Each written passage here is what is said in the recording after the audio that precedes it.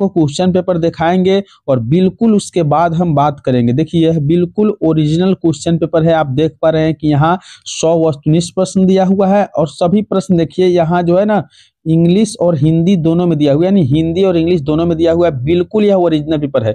जितने भी विद्यार्थी कमजोर है या जितने भी विद्यार्थी का मैथ में डर लग रहा है कि बिल्कुल हम अभी तक कुछ तैयारी नहीं किए हैं, उस समय आपको बोर्ड के द्वारा 3 घंटे 15 मिनट का दिया जाएगा और 100 नंबर का यह पेपर होगा। तो बिल्कुल फटाफट इस वीडियो को लाइक कर दीजिए और इस यूट्यूब चैनल को सब्सक्राइब कर दीजिए। और चलिए हम वीडियो को शुरू करते हैं, लेकिन आपसे एक ही रिक्वेस्ट है कि आप इस वीडियो को अंत तक देख लीजिएगा, क्योंकि यह वीडियो अगर 25 से 30 मिनट का होगा ना तो निश्चित रूप से आपके बोर्ड एग्जाम में ऑब्जेक्टिव का मैथ का टेंशन दूर हो जाएगा। चलिए सेक्शन ए से आपको इसी प्रकार से मैट्रिक में जो होगा क्वेश्चन पेपर मिलेगा 18 फरवरी के। सेक्शन ए से वस्तुनिष्ठ प्रश्न 100 होंगे।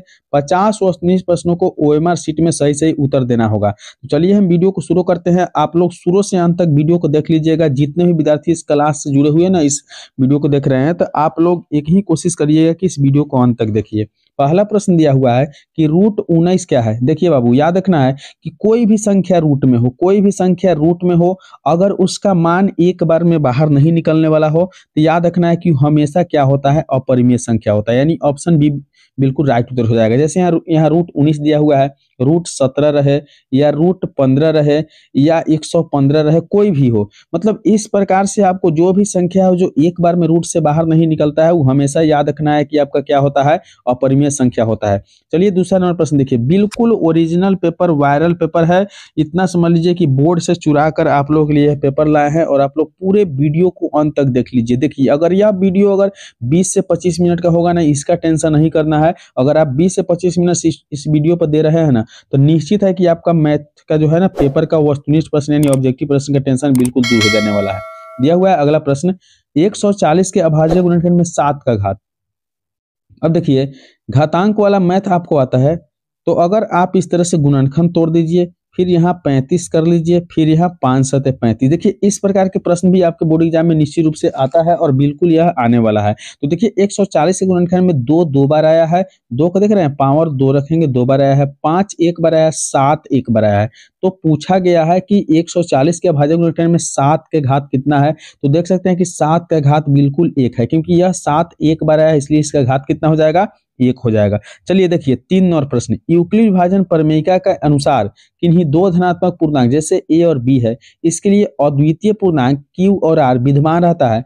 तो जो हम यूक्लिड विभाजन का फॉर्मूला पढ़ते हैं ना, ए बराबर बी क्यू प्लस आर, वहाँ आर किससे संतुष्ट करता है, आर संतुष्ट किससे करता है। तो याद रखना है कि आर जो होता है ना वह 0 से क्या होता है, हमेशा बड़ा होता है। 0 से तो बड़ा होता है, लेकिन आप याद रखना है कि r 0 से बड़ा होता है, लेकिन यह बराबर होता है और छोटा होता है किसके, b के। तो यह ऑप्शन आपको b में दिखाई दे रहा है, ऑप्शन बी बिल्कुल इसका राइट उत्तर सही उत्तर हो जाएगा। देखिए इस वीडियो में जो भी प्रश्न बताया जा रहा है ना बिल्कुल वायरल पेपर है और सभी प्रश्नों का हल हम करके दिखाएंगे। बिल्कुल यहाँ ऑप्शन बी देख रहे हैं, इंग्लिश में भी दिया हुआ है, अंग्रेजी में भी।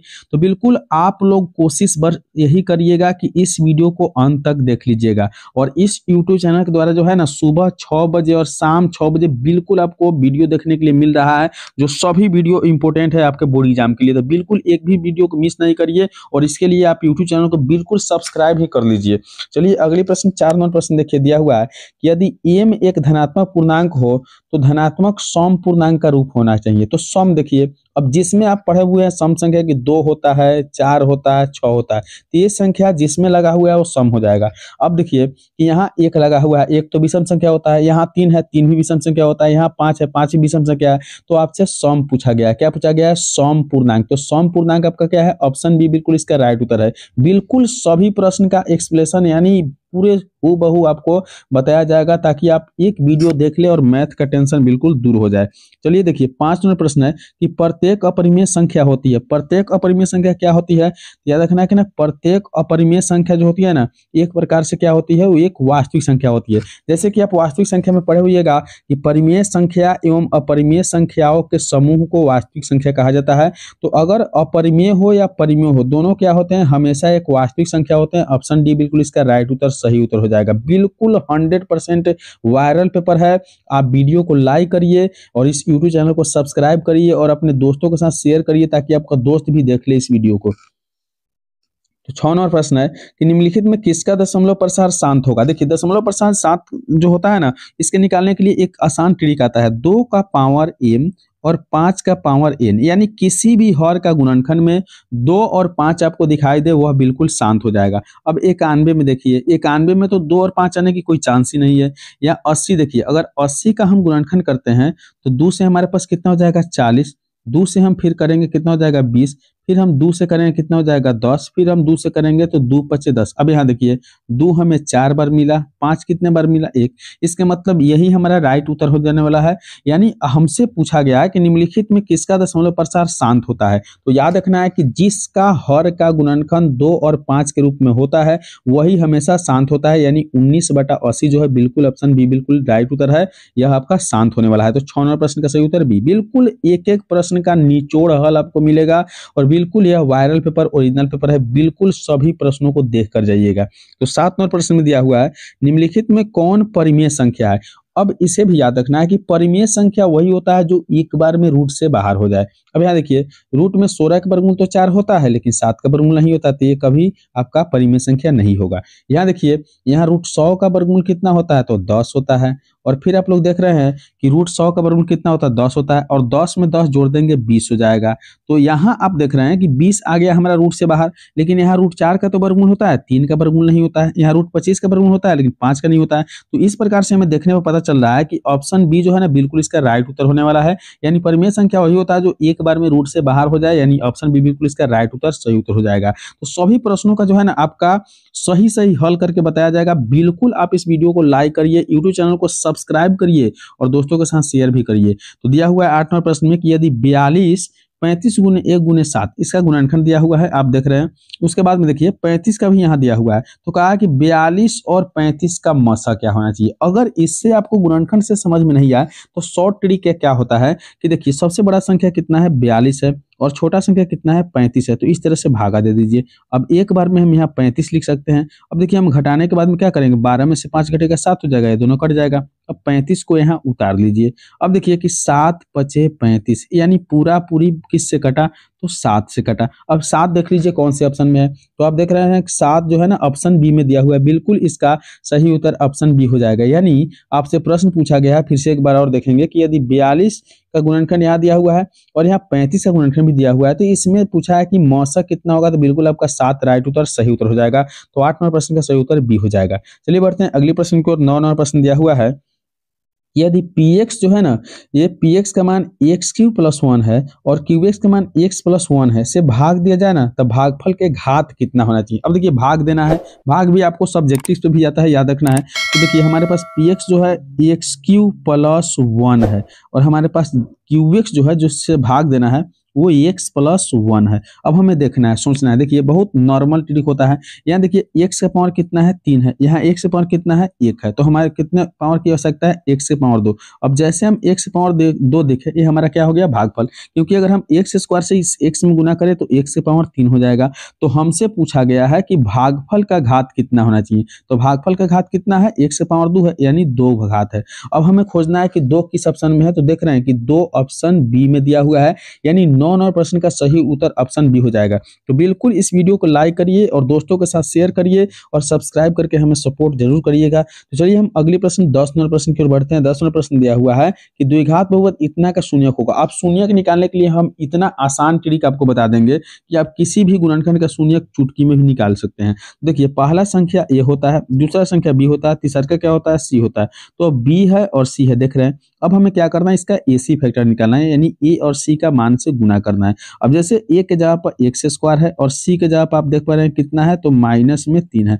अब गुना करेंगे ना तो -3 गो x² हो जाएगा। अब इसको 2 भाग में बांटना है और वैसे बांटना है कि जोड़े या घटाए हमें -2 आना चाहिए। तो 3 को अगर हम 2 भाग में बांटते हैं तो 3 का 2 भाग में अगर -3x² को हम 2 भाग में बांटते हैं तो यहाँ हमारे पास देख लीजिए एक जगह हम लिख देंगे 2x, ठीक है, या एक जगह लिख देंगे 3x और एक जगह लिख देंगे -1, ठीक है। तो अब -1 न लिख के हम अगर इसका एसी फैक्टर अगर हम निकाले हैं -3x², तो हम क्या करेंगे, इसे एक जगह 3x लिख देंगे और एक जगह x लिख देंगे। अब देखिए 3 माइनस में कर देंगे और x को प्लस में कर देंगे, क्योंकि देखिए 3 में से x घटा लेंगे तो माइनस में 2 आना चाहिए, यही एक ट्रिक होता है। अब इस मान को जो आप देख रहे हैं ना, ये -3 है। कितना है? -3 है। और यहाँ देखिए x क्या है? प्लस में। बस इसका चिन्ह को बदल दीजिए। अब माइनस वाले 3 को प्लस में कर दीजिए और इसमें x में 1 छुपा हुआ है, इसको माइनस में कर दीजिए। अब 3 कॉमा -1 या -1 कॉमा 3, तो देखिए 3 कॉमा -1 आपका सी में दिखाई दे रहा है, यानी 10 नंबर प्रश्न का सही उत्तर ऑप्शन सी हो जाएगा। तो इस तरह से किसी भी गुणनखंड का आप जो है ना शून्यक निकाल सकते हैं ऑब्जेक्टिव बनाते समय। बस एसी फैक्टर निकालिए और उसको क्या करिए, चिन्ह को बदल दीजिए। ठीक है, चलिए बढ़ते हैं अगली प्रश्न यानी 11 नंबर प्रश्न की ओर। बिल्कुल इंपॉर्टेंट वीडियो होने वाला है, बिल्कुल वायरल पेपर है, 100% आपके बोर्ड में भी आएगा और सभी प्रश्न का सही सही हल भी आपको दिया जा रहा है। तो 11 नंबर प्रश्न है कि अल्फा और बीटा द्विघात बहुपद का शून्यक है, तो अल्फा जोड़ बीटा और माइनस अल्फा इंटू बीटा के मान क्या होना चाहिए। तो सबसे पहले तो हमें अल्फा जोड़ बीटा और अल्फा इंटू बीटा का मान निकालना होगा। तो अल्फा जोड़ बीटा का जो मान आप लोग पढ़ते हैं वो क्या होता है, -b/a होता है। अब देखिए माइनस में b के मान, तो b के मान तो 6 है, तो माइनस में 6 कर दीजिए और उसके बाद में क्या कर दीजिए, बटा में a के मान 1 है, तो बटा में 1 लिखने से कोई मतलब नहीं है। ठीक है, यानी हमारे पास जो मान आया वो माइनस में 6 आया, किसका मान, तो शून्यकों का योग का। अब हमें गुणनफल निकालना है। गुणनफल का मान क्या होता है, तो अल्फा इंटू बीटा बराबर c/a होता है। अब देखिए c का मान कितना है, 2 दिया है। अब यहाँ देख रहे हैं कि बटा में लिखने से कोई जरूरत नहीं है। अब हमें कहा है कि अल्फा माइनस बीटा में से हमें 2 को घटाना है। तो पहले तो हमारा अल्फा जोड़ बीटा का मान कितना है, -6 है। अब इसमें से घटाना है 2।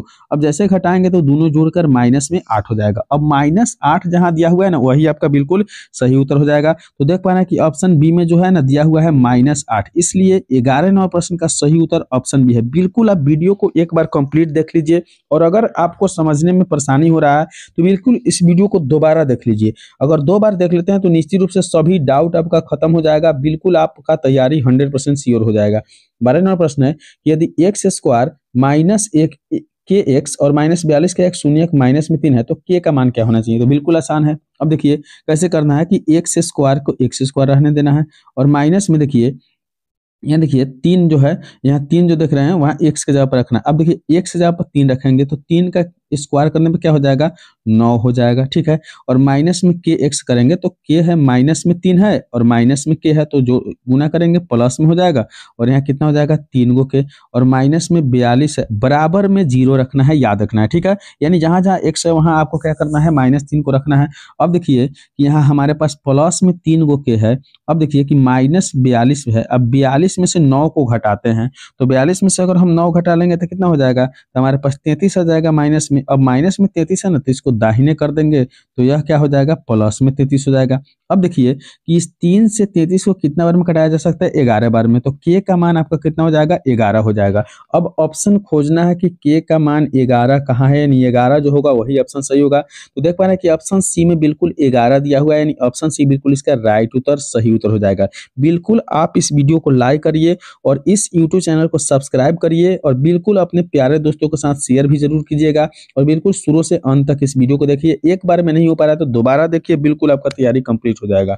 13 नंबर प्रश्न है, निम्नलिखित में कौन वह द्विघात बहुपद है जिसके शून्यक तो -5 होना चाहिए और -3 होना चाहिए। तो यहाँ देखिए शून्यक दिया है, तो शून्यकों का योग चाहिए और शून्यकों का गुणनफल चाहिए। तो शून्यकों का योग क्या होता है, अल्फा जोड़ बीटा, यानी एक बार अल्फा जोड़ बीटा करेंगे ना तो आप देख रहे हैं कि 5 में 3 को जोड़ देंगे, तो 5 में 3 जुड़ेगा नहीं, घट जाएगा, तो कितना हो जाएगा, 2। अल्फा जोड़ बीटा का मान 2 हो गया और अल्फा इंटू बीटा जो है ना, इसका क्या होता है, इसका होता है गुना, यानी 5 में 3 से गुना करेंगे तो 5 15 माइनस में हो जाएगा।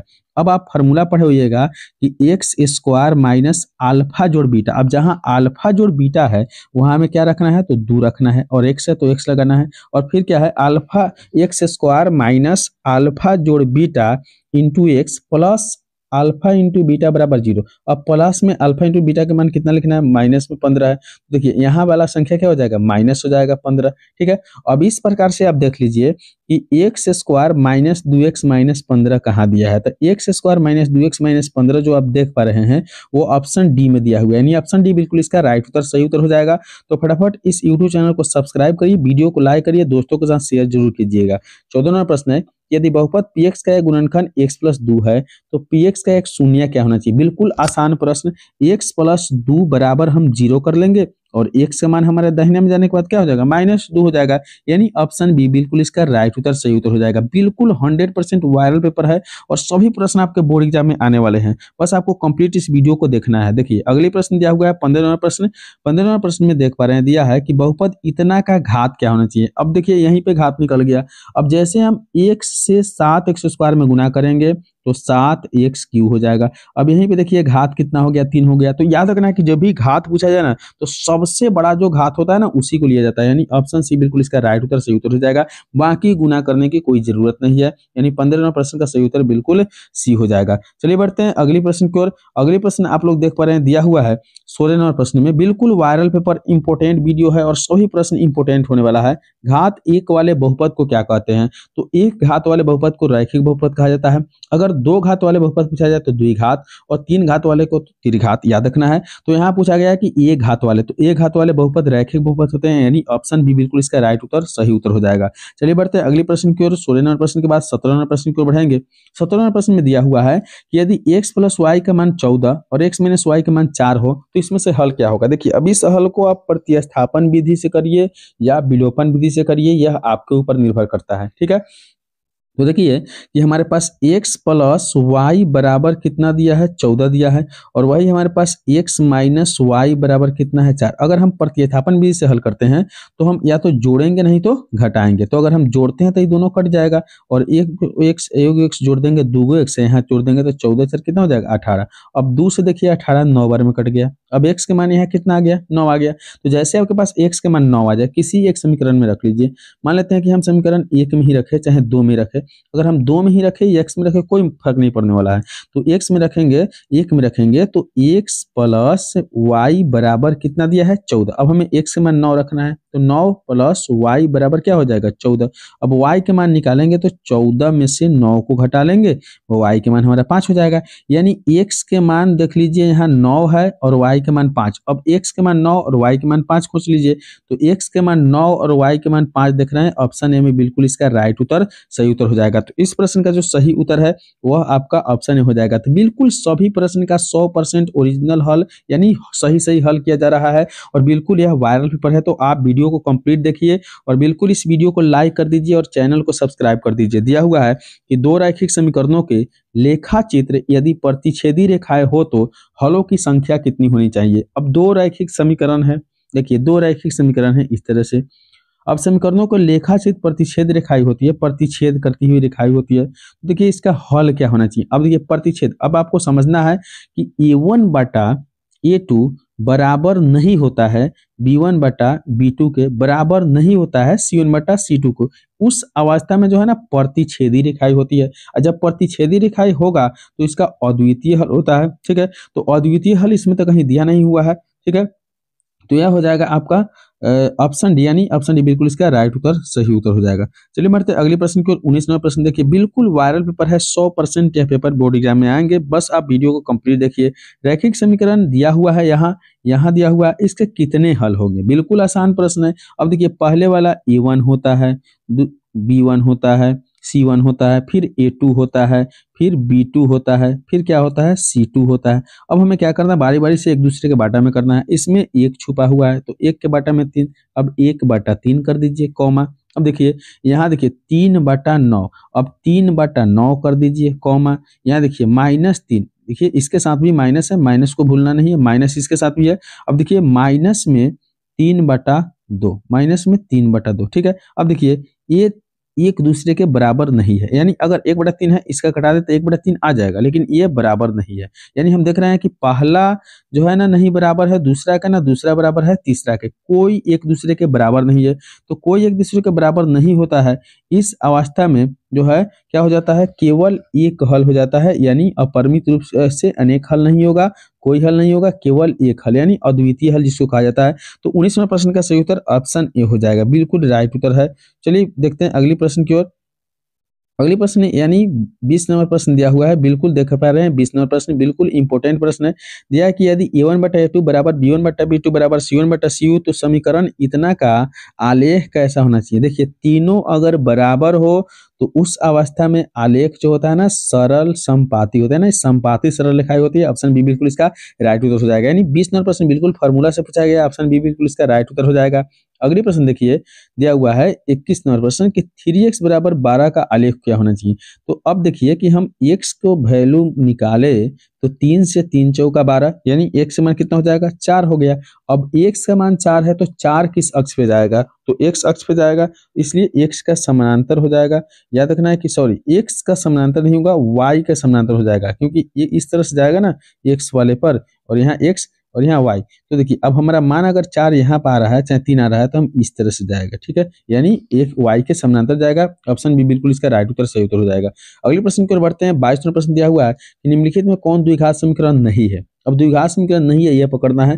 देखिए ये थोड़ा सा कठिन हो जाते हैं। द्विघात समीकरण कौन होते हैं, इसको पकड़ना है, तो बिल्कुल इसको तो हल करना पड़ेगा, ठीक है। बाकी आप लोग हल करके देख लीजिएगा किसका क्या होगा।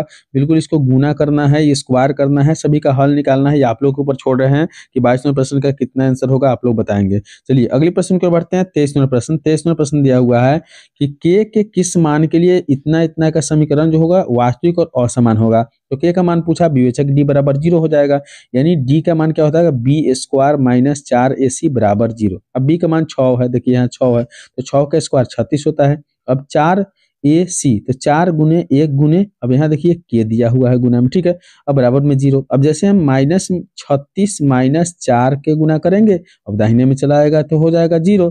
अब यहाँ देखिए कि -4 को हम फ्री करते हैं तो ये दाहिने में जाने के बाद में क्या हो जाएगा -36, और सब 4 9 36 माइनस माइनस प्लस, यानी के मान हो गया 9। अब के मान कहाँ है, तो देखिए ऑप्शन सी में है, इसलिए 23 नंबर प्रश्न का सही उत्तर ऑप्शन सी हो जाएगा बिल्कुल राइट। तो बिल्कुल इस वीडियो को लाइक करिए, इस यूट्यूब चैनल को सब्सक्राइब करिए। चलिए बढ़ते हैं अगली प्रश्न की ओर, यानी नेक्स्ट प्रश्न दिया हुआ है द्विघात समीकरण इतना के मूल क्या होंगे। अब मूल पूछा जा रहा है तो मूल निकालने के लिए वियोजक डी निकालिए। अब डी का मान क्या होता है बी स्क्वायर माइनस 4ac, यानी बी का मान हो 5 के स्क्वायर 25 हो जाएगा, माइनस 4 गुने 1 का मान 2, 4 दूनी 8, 8 3 कितना हो जाएगा 24, यानी आपके पास डी का जो मान है वो 1 आ गया। अब मूल निकालने के लिए क्या करते हैं, तो माइनस बी प्लस माइनस, देखिए माइनस में बी हो जाएगा प्लस माइनस रूट डी बटा में हो जाएगा 2a। अब देखिए बी का मान रखना है माइनस में है तो प्लस में 5 हो जाएगा, क्योंकि माइनस इसका और माइनस इसका प्लस हो जाएगा। अब देखिए रूट में एक डी रखिएगा, डी का वर्गमूल क्या हो जाएगा 1 हो जाएगा, बटा में 2 गुने 1, 2 में 2 से गुना करिएगा 4 हो जाएगा। अब देखिए एक बार जोड़ दीजिए तो 5 1 6 बटा 4 हो जाएगा, एक बार घटा लीजिए तो 4 बटा 4 हो जाएगा। अब देखिए यहाँ तो हम कटा लेंगे 3 दूनी 6 2 दूनी 4, तो एक मान हमारे पास 3 बटा 2 हो गया, दूसरा मान 4 एकम 4 यानी 1, तो 3 बटा 2 कौमा 1, 3 बटा 2 कौमा 1 खोजना है। अब देखिए 3 बटा 2 कौमा 1 ऑप्शन ए में दिया हुआ है, यानी बिल्कुल 24वें प्रश्न का राइट उत्तर जो है ऑप्शन ए हो जाएगा। चलिए बढ़ते हैं अगले प्रश्न की ओर। अगले प्रश्न दिया हुआ है 25वें प्रश्न की, यदि द्विघात समीकरण इतना का इस प्रकार से मूल होता हो, तो हमारा देख लीजिए कि अगर 0 से छोटा हो तो इसका जो है ना मूल वास्तविक और असमान, यानी कोई वास्तविक मूल नहीं होगा, कोई वास्तविक मूल नहीं होगा, क्योंकि इसका माइनस में मान नहीं आना चाहिए, 0 से छोटा नहीं आना चाहिए, तो कोई वास्तविक मूल नहीं है। ऑप्शन सी बिल्कुल इसका राइट उत्तर सही उत्तर हो जाएगा। अगले प्रश्न की ओर बढ़ते हैं। 26वां प्रश्न दिया हुआ है कि द्विघात समीकरण इतना के मूलों को जोड़ और मूलों का गुणनफल का अनुपात। तो मूलों का जोड़ क्या होता है माइनस बी बटा ए होता है। अब हम देख लेते हैं कि माइनस में क्या है बी का मान -70 12 है, तो माइनस माइनस प्लस 12 और बटा में ए 7 हो गया, ठीक है, ध्यान दीजिएगा। अब मूलों का गुणनफल क्या होता है, तो सी बटा ए होता है, यानी सी के मान 18 और बटा में 7 हो जाएगा। अब देखिए अनुपात निकालना है, तो अनुपात करना है, यहीं पे हम थोड़ा सा बाटा कर लेते हैं, आगे जाने की जरूरत नहीं है। 7 से 7 मेरा कटा तो 12 बटा 18, अब 12 बटा 18 है, ये 6 दूनी 12 6 तिरका 18, तो आप देख पा रहे हैं कि 2 बटा 3। अब अनुपात में लिखिए 2 अनुपात 3। अब 2 अनुपात 3 कहाँ है खोजना है, तो 2 अनुपात 3 ऑप्शन डी में है, यानी आप देख रहे हैं कि 26वें प्रश्न का सही उत्तर ऑप्शन डी बिल्कुल इसका राइट उत्तर हो जाएगा। चलिए बढ़ते हैं अगली प्रश्न की ओर। बिल्कुल अगर वीडियो एक बार समझ नहीं पा रहे हैं, एक बार मैथ नहीं समझ में आ रहा है, तो दूसरी बार आपको देखना है, निश्चित रूप से समझ में आ जाएगा। चलिए 27वें प्रश्न में दिया हुआ है यदि देख पा रहे हैं कि यदि द्विघात समीकरण इतना के मूल का गुणनफल -4 हो तो p का मान, मूलों का गुणनफल -4 है। अब गुणनफल क्या होता है, c बटा a होता है और बराबर में क्या दिया, -4 दिया है। अब देखिए c का मान कितना है, तो p है, बटा में a का मान कितना, 1 है और बराबर -4। अब गुना करिए 1 से p और 1 से -4, यानी इस प्रकार से p का मान -4 हो जाएगा। बिल्कुल आप देखिए कि मूलों का गुणनफल पूछा है, c बटा a होता है, आप लोग याद किए होंगे, वैल्यू 4 है, कोने कानी गुना कर लीजिए, काम बन जाएगा, यानी -4 बिल्कुल राइट उत्तर हो जाएगा। तो 27 नंबर प्रश्न का सही उत्तर ऑप्शन डी बिल्कुल इसका राइट उत्तर हो जाएगा। अगले प्रश्न देखिए 28 नंबर प्रश्न दिया हुआ है।